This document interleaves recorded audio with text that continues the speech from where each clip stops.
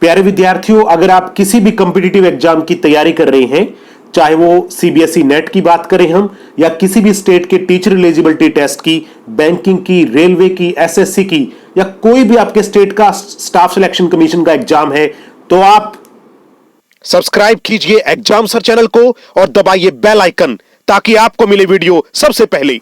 तो दोस्तों, आप सभी का स्वागत है आपके अपने चैनल एग्जाम सर में। तो आज हम करने जा रहे हैं सीबीएसई या यूजीसी नेट के टॉप 25 इंपॉर्टेंट क्वेश्चंस, जो हमने एक लॉन्ग थ्रो आउट एनालाइज करके पता लगाया है कि ये क्वेश्चन ऐसे हैं जो रिपीट होते हैं या इनसे जुड़े हुए क्वेश्चन लगभग सीबीएसई नेट के एग्जाम में आ जाते हैं। तो प्यारे दोस्तों, उसी के ऊपर हमारा आज फोकस रहेगा। और जो विद्यार्थी इसकी तैयारी कर रहे हैं उनके लिए मैं एक संदेश भी देना चाहूंगा कि आज 30 जून है और 30 जून 2020 आज लास्ट डेट है नेट के एग्जाम की अप्लाई करने की। तो अगर आप करना चाहते हो तो अब भी कर दीजिए, अभी तकरीबन 4 घंटे बाकी हैं। तो दोस्तों, आज हम करेंगे पेपर 1, जो कॉमन पेपर होता है सभी के लिए जो भी यूजीसी नेट का एग्जाम दे रहे हैं। तो फर्स्ट पेपर जो 50 क्वेश्चंस का रहता है वो सबके लिए कॉमन रहता है, तो उसी के बारे हम बात करेंगे। तो आप किसी का भी एग्जाम दे रहे हैं, हिंदी का, इंग्लिश का, एजुकेशन का, एनवायरमेंट साइंस का, कोई भी आपका सब्जेक्ट है, लेकिन फर्स्ट पेपर कॉमन पेपर है और उसके वो 25 क्वेश्चन करने जा रहे हैं जो हर बार एग्जाम के अंदर आए ही आए हैं। तो देखिए आपके अपने मनपसंद और भरोसेमंद चैनल एग्जाम सर पर आज के top 25 question of CBSE UGC net. तो दोस्तों, हम स्टार्ट करते हैं क्वेश्चन नंबर 1 से। In classroom the teacher send the message the students are. Classroom में टीचर मैसेज सेंड करता है, तो क्लासरूम में बच्चे क्या कहलाते हैं? ओके, तो 4 ऑप्शन आपके सामने हैं, जल्दी बताइए कि बच्चे क्या कहलाएंगे। टीचर ने मैसेज सेंड किया तो बच्चे क्या कहलाएंगे?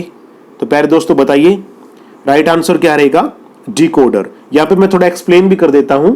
देखिए, कोई भी टीचर है, चाहे वो वर्बल मैसेज सेंड कर रहा है, नॉन वर्बल सेंड कर रहा है, तो बच्चे उसको डिटेक्ट कर लेते हैं ना कि टीचर ने क्या कहा, तो बच्चे वहां पर क्या कहलाएंगे? Decoder. Question number 2, CSS stands for. CSS क्या कहलाता है? तो 4 ऑप्शन आपके सामने हैं और इन्हीं 4 ऑप्शन में से आपको बताना है कि CSS का फुल फॉर्म क्या है। तो जल्दी से देखिए और बताइए what is mean for CSS। तो राइट आंसर है कैस्केडिंग स्टाइल सीट्स। देखिए, जो फर्स्ट पेपर रहता है उसके अंदर टीचिंग एप्टीट्यूड यानी रिसर्च के क्वेश्चन भी आते हैं।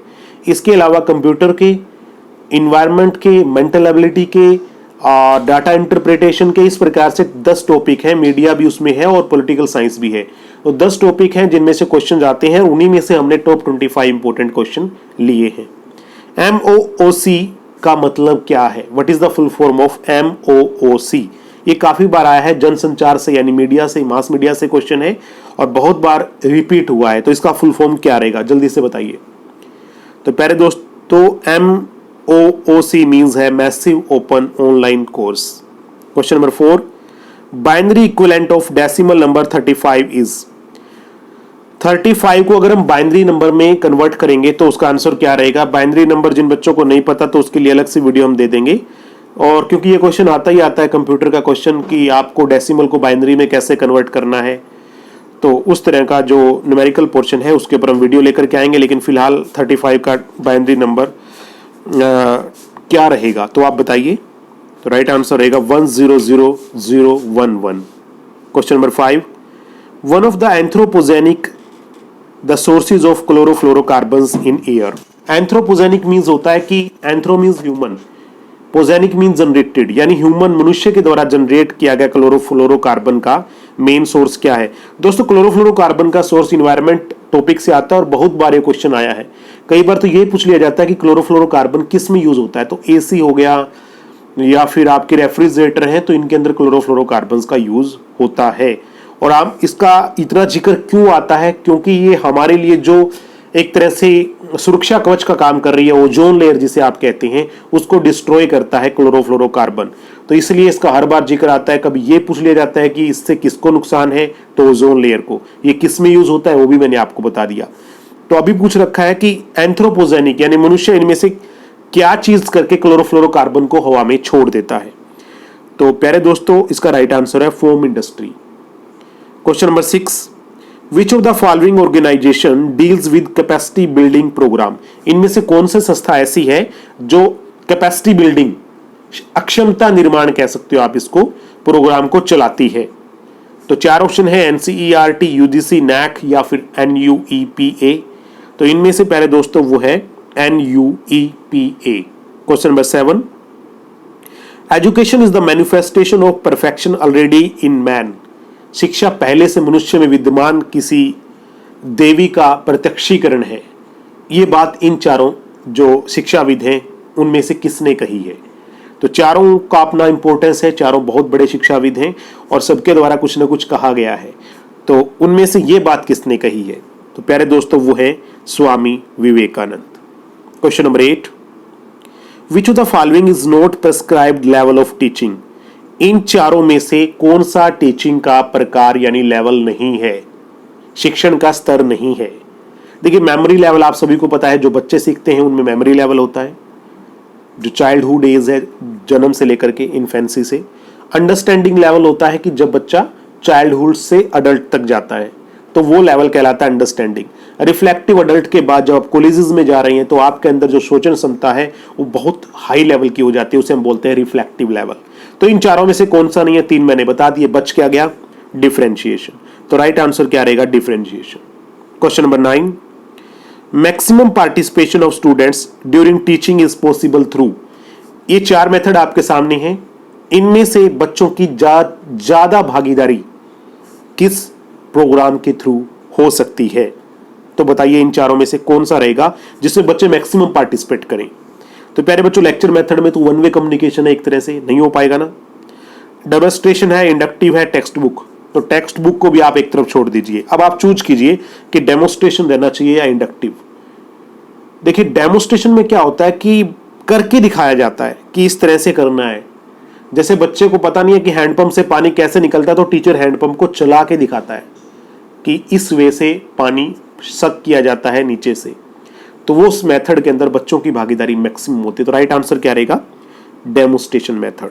Question number 10, attitude of the teacher that affects teaching pertains to, teacher का कौन सा एटीट्यूड टीचिंग को प्रभावित करता है, शिक्षण को प्रभावित करता है? इन चारों में से कौन सा टीचर का गुण टीचिंग को प्रभावित करता है? तो राइट आंसर क्या रहेगा दोस्तों बताइए? राइट आंसर है अफेक्टिव डोमेन।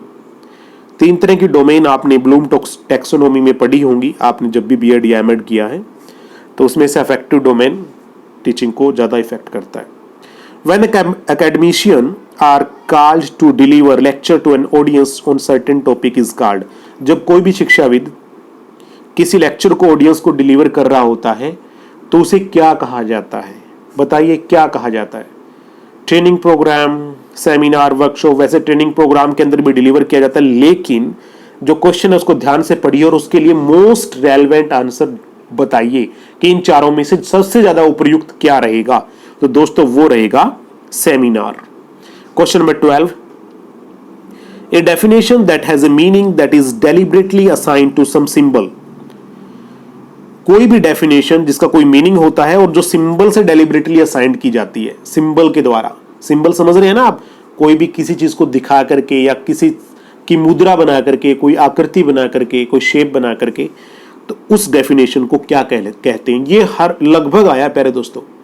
तो बताइए उस डेफिनेशन का नाम क्या है? तो दोस्तों उसका नाम है stipulative definition. Question number 13, every type of communication is affected by its, कोई भी कम्युनिकेशन है, संचार है, वो किसके द्वारा प्रभावित होती है इन चारों में से? तो ये काफी आसान है। कॉन्टेक्स्ट, आपके पास है क्या, आप डिलीवर क्या कर रहे हैं, आप कम्युनिकेट कर रहे हैं, सामने वाले उसमें इंटरेस्ट भी ले रहे हैं या नहीं, तो यानी कि आपका कंटेक्स्ट क्या है, आपकी बात में दम कितना है, तभी आप किसी चीज को इफेक्टिवली कम्युनिकेट कर पाएंगे। तो राइट आंसर है context. Question number 14, most often the teacher student communication is, ज्यादातर टीचर स्टूडेंट की कम्युनिकेशन को कहा जाता है? बताइए इन चारों में से राइट आंसर क्या रहेगा? तो प्यारे दोस्तों वो है utilitarian. Utilitarian.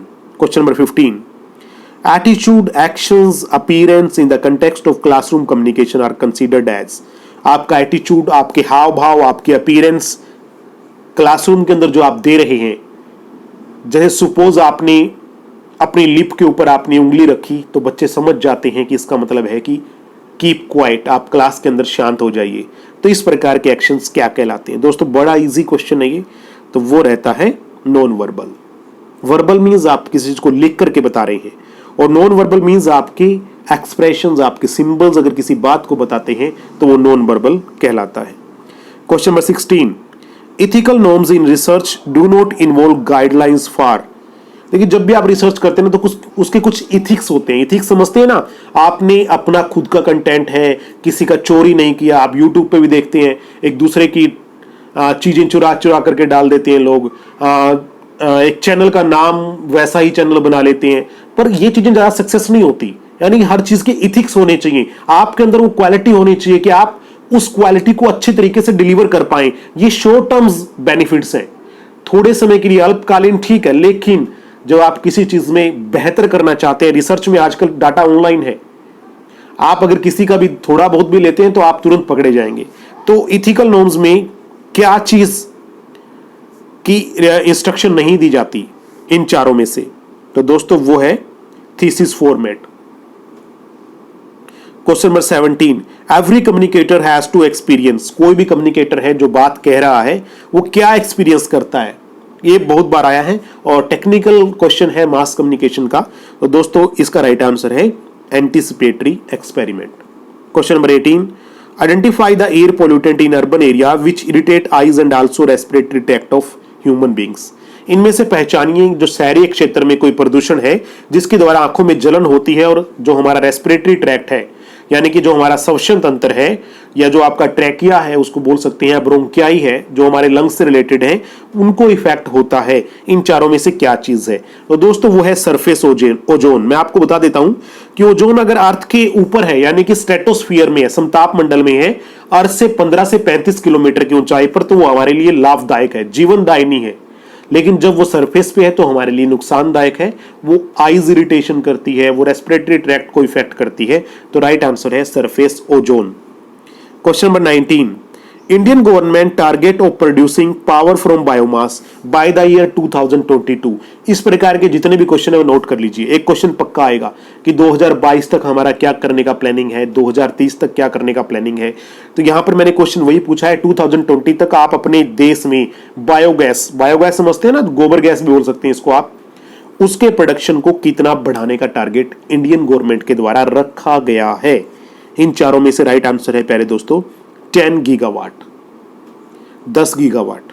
Question number 20, which of the following is an initial mandatory requirement for pursuing research. इनमें से क्या चीज आपको पक्का चाहिए स्टार्टिंग में?